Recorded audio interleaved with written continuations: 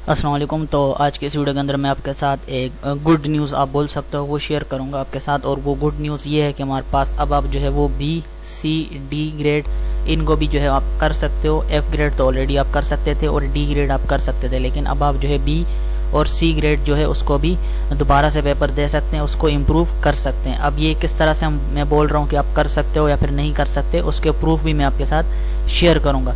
तो सबसे पहले हमने जाना है कोर्स सिलेक्शन के अंदर, और इसके ऊपर ऑलरेडी मैं वीडियो अपलोड कर चुका हूँ। अगर आपने नहीं देखी तो आप जाकर देख सकते हैं। अब यहाँ पर जो चीज़ लिखी हुई थी, जो हमारे पास यहाँ पर लिखा हुआ था, सबसे पहले वो क्या लिखा हुआ था कि डी ग्रेड। आपने अगर पिछली वीडियो देखी है उसके अंदर यहाँ पर क्या लिखा हुआ था, डी ग्रेड लिखा हुआ था, लेकिन अब क्या लिखा हुआ है, रिपीटेबल कोर्सेज। अब रिपीटेबल कोर्सेज का मतलब क्या हुआ? रिपीटेबल कोर्सेज का मतलब ये हुआ कि आप इन कोर्सेज को रिपीट कर सकते हो। अब आप कौन से कोर्सेज को रिपीट कर सकते हो? अब ये जो 16 कोर्सेज दिए हुए हैं इनको मैं रिपीट कर सकता हूँ। अब कौन कौन से ये 16 कोर्सेज यहाँ पर गिवन है? अब ये वो कोर्सेज है जिनके अंदर मैंने बी ग्रेड लिया है। याद रहे, ए ग्रेड के अलावा जितने भी ग्रेड आपने लिए हुए हैं उन तमाम सब्जेक्ट को अब आप रिपीट कर सकते हैं। ये वीयू की अपडेट आ चुकी है। अब यहाँ पर इन्होंने क्या लिख दिया, रिपीटेबल कोर्सेज। पहले सिर्फ और सिर्फ क्या लिखा होता था, डी ग्रेड के सिर्फ और सिर्फ सब्जेक्ट, लेकिन अब लिखा हुआ है रिपीटेबल कोर्सेज। अब रिपीटेबल कोर्सेज का मतलब ये हो गया कि इन तमाम कोर्सेज को आप रिपीट कर सकते हो अगर आप करना चाह रहे हो। बी सी डी एफ तमाम ग्रेड्स को आप रिपीट कर सकते हो। अब ये वीयू की नई पॉलिसी आ चुकी है, न्यू अपडेट है, यहाँ से आपने देख लिया। अब ये repeatable courses B C D तमाम ये सब्जेक्ट आपको क्लियर हो गए। तो यहाँ से ये सब्जेक्ट है आप सिलेक्ट करना चाह रहे हो, यहाँ से आपने सिलेक्ट कर देने। क्रेडिट और आपके जितने अलाउ हैं, जैसे फिलहाल मेरे पास 18 अलाउ है, मैं आपको यहाँ से दिखा देता हूँ 18 अलाउ है। इसी तरह हर एक स्टूडेंट के अलग अलग क्रेडिट आवर होंगे, जो अभी न्यू है उनके अलग क्रेडिट आवर होंगे।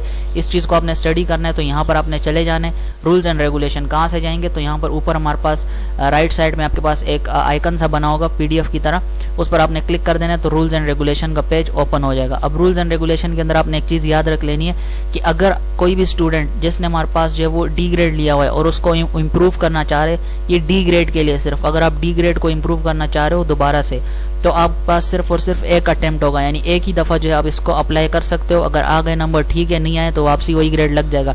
अब आप दोबारा उसको सेकंड टाइम दोबारा से इम्प्रूव करने के लिए नहीं कर सकते डी ग्रेड को। बाकी जो ग्रेड्स हैं उनके बारे में बात नहीं हो रही, इसका मतलब है उनको आप बार बार देते हो। अगर उससे ज्यादा नहीं आते तो आप देते जाओ, मर्जी है, जितने देते जाने चले जाना है। सही है हमारे पास। अब नेक्स्ट जो चीज है वो क्या है, हमारे पास जो फर्स्ट सेमेस्टर के जो स्टूडेंट है, फर्स्ट और सेकंड सेमेस्टर, उनके पास 15 क्रेडिट आवर होते हैं। सही है, ये चीज क्लियर हो गई। अब इनसे ज्यादा क्रेडिट आवर से आप सब्जेक्ट नहीं उठा सकते। जो हमारे पास थर्ड और उससे आगे जितने भी सेमेस्टर का स्टूडेंट है उनके पास 18 क्रेडिट आवर होते हैं। नेक्स्ट बात हो रही है जो फाइनल सेमेस्टर के स्टूडेंट होते हैं उनके पास जो मैक्सिमम 21 क्रेडिट आवर होते हैं। तो ये चीज क्लियर हो गई यहाँ से कि कोई भी इशू नहीं है, आपके पास जो क्रेडिट आवर है वो वक्त के साथ साथ आपको ज्यादा कर दिए जाएंगे।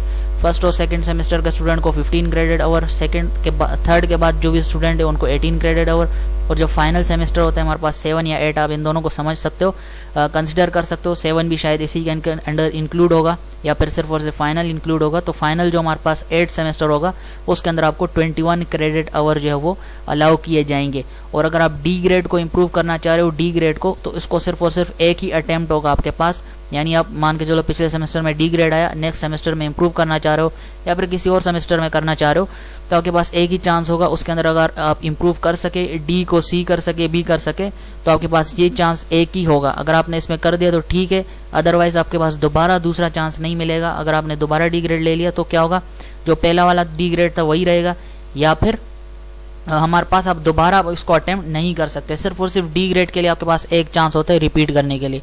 दूसरी चीज क्या हमारे पास, अगर आपने फाइनल प्रोजेक्ट के लिए जो है वो अपने आप को जो है एनरोल करना है, तो आपके पास कम से कम जीपीए कितना होना चाहिए, सी जीपीए आपका 1.75 होना चाहिए या फिर इससे हायर होना चाहिए। और उसी के साथ साथ आपके जो क्रेडिट आवर होते हैं वो 90 प्लस होने जरूरी हैं। तो ये दो चीजें भी आपने याद रख लेनी है। बस इस वीडियो के लिए इतना ही, अगली वीडियो में मिलेंगे। अल्लाह हाफिज।